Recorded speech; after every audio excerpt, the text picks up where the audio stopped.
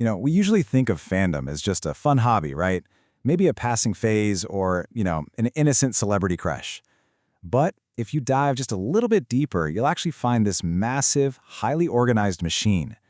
Recent research shows us this incredibly complex architecture behind modern fandom, one that blends psychology, strategic marketing, and, believe it or not, digital labor. So, welcome to The Explainer. Today, we are exploring a world where your emotion is quite literally currency. And fans, well, they're the workforce. Let me ask you kind of a direct question. Are you friends with a celebrity?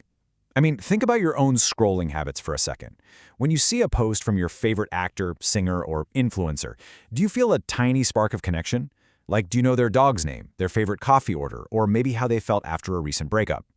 We often feel incredibly close to these famous figures. We celebrate their wins like they're our own. But why? Why do our brains actually wire us to feel friendship with people who, honestly, don't even know we exist?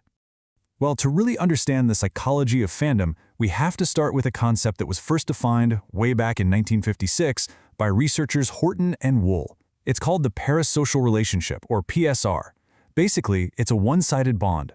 You are pouring your time, your emotional energy, and your attention into someone, while they are completely oblivious to your existence. Now, back in the 1950s, researchers saw this happening with TV and radio personalities. Today, obviously, our screens are a lot smaller, but the illusion of intimacy, it's stronger than ever. Chapter 1. The One-Sided Friendship. Let's get right into it. So while it's easy to look at these one-sided dynamics and think they're a little strange, there are actually some really incredible psychological benefits to them. For instance, for folks dealing with low self-esteem, feeling connected to a celebrity provides real emotional support, and it does it without the risk of real-world rejection. It can literally help people map out their ideal self, and this is absolutely crucial for adolescents. Teenagers are constantly using celebrities as role models to figure out who they are. Boys might look up to certain figures as authority models, while girls might imagine these really egalitarian friendships with female celebrities. Plus, our love for a famous person acts as this amazing social glue. It helps us find our people and build communities with others who share that exact same interest. Moving on to Chapter 2, Crafting Modern Celebrity. Okay, so if parasocial relationships are the psychological soil, today's stars are expertly farming it. Celebrities aren't just sitting back passively receiving our admiration anymore.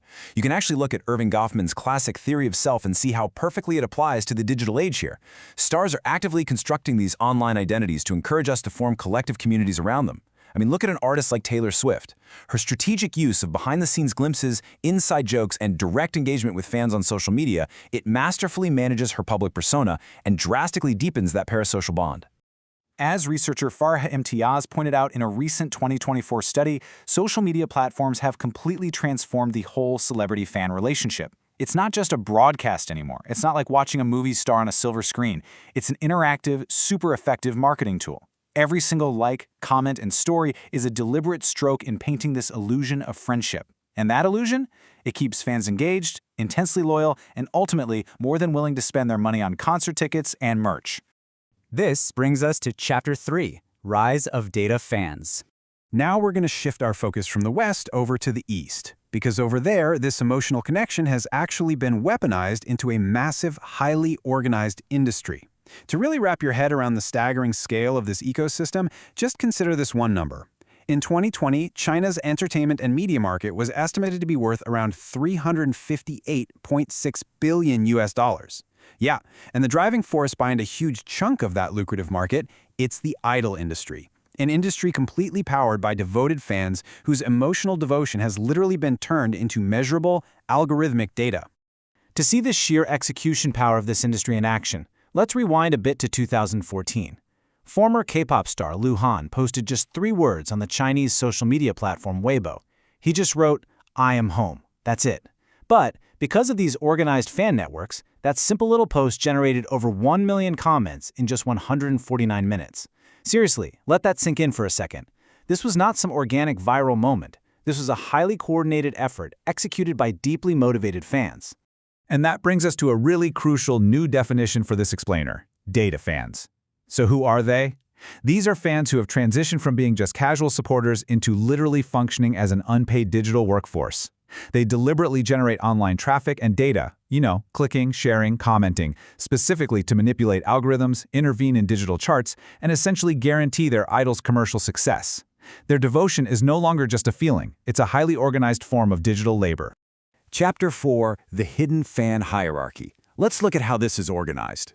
Inside platforms like Sino Weibo, these fan communities operate with a really disciplined, almost corporate-like structure. It's fascinating. At the very top, you have the fan leaders, or fento. These people hold the power. They are highly skilled in digital media, they totally understand the algorithms, and they act almost entirely as anonymous strategists. Then, down at the bottom, you have the ordinary fans. They're often called data fangirls or shuju nugong. They're the ones actually executing the labor. The fan leaders issue these strict visual instructions, and the ordinary fans perform the repetitive gamified tasks. They're clicking links, they're generating traffic, and often they're completely giving up their own right to self-expression just to boost their idol's numbers. Now, a really crucial point to understand is how this organized labor actually gets deployed, particularly in something known as the anti-criticism reporting machine. So in China's internet landscape, there are strict ideological security rules in place. Fan groups will actually use mass reporting as a tactical tool to completely eliminate dissenting or critical posts about their idols. Basically, these fans are acting as voluntary, unpaid commercial content moderators, and they do this not just out of loyalty to the celebrity, but out of necessity. Because of how the commercial and political structures are interlinked there, if an idol accumulates too much negative attention, they actually risk being officially blacklisted by the government. So mass reporting ensures the idol survives, both commercially and politically. Finally, Chapter 5, The Price of Fandom. Ultimately, all of this invisible digital labor takes a heavy toll on the individual user. Looking at the psychology of it, the impact of these parasocial relationships relies on a few key variables. On the left side here, you have your inputs, things like how frequently a fan is exposed to the celebrity and the fan's own sense of belonging. And when you filter those inputs through moderating factors like age and gender, it strictly dictates the outcome. It literally decides whether the whole fandom experience ends up being helpful or incredibly harmful.